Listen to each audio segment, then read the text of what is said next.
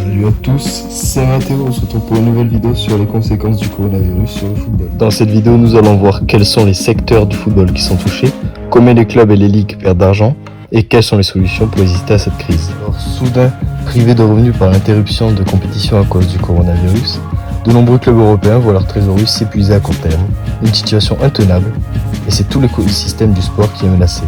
Si certains clubs comme le Bayern Munich ou le FC Barcelone disent avoir quelques réserves, d'autres clubs en majorité ont très peu de temps devant eux. Pas de match signifie pas de droits télé et pas de recettes au guichet. Les deux principales sources de revenus des grands championnats se sont soudain éteintes. Partout, les sommes en jeu sont colossales. En Angleterre, si la saison ne reprend pas, les clubs de première ligue devront collectivement rembourser 762 millions de livres, soit 815 millions d'euros, aux diffuseurs BT Sport et Sky. En Italie et en Allemagne, les experts ont évalué la perte totale des droits TV plus billetterie à plus de 700 millions d'euros et jusqu'à 400 millions d'euros en France, toujours en cas d'arrêt total de la saison.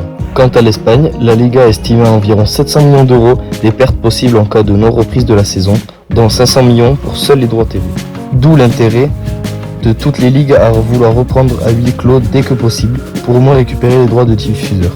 Car les clubs, coronavirus ou pas, doivent continuer à payer les salaires, leur plus gros poste de dépense. En France, plusieurs ont déjà recouru au chômage partiel, tels que Lyon, Marseille, Monaco et bien d'autres. Alors qu'en Bundesliga, les joueurs ont souvent proposé spontanément de renoncer à une partie de leur salaire, comme le Bayern, Dortmund notamment, le Bayern 04 aussi. Alors qu'à Barcelone, un accord a été trouvé entre les représentants du vestiaire, Sergio Busquets, Lionel Messi et Gérard Piqué, et la direction pour réduire les salaires sans passer par un plan de chômage provisoire, qui affecterait tous les employés du club. Au niveau national, la Liga envisage de réduire les salaires des joueurs de 20% en cas d'annulation pure et simple de la fin de la saison.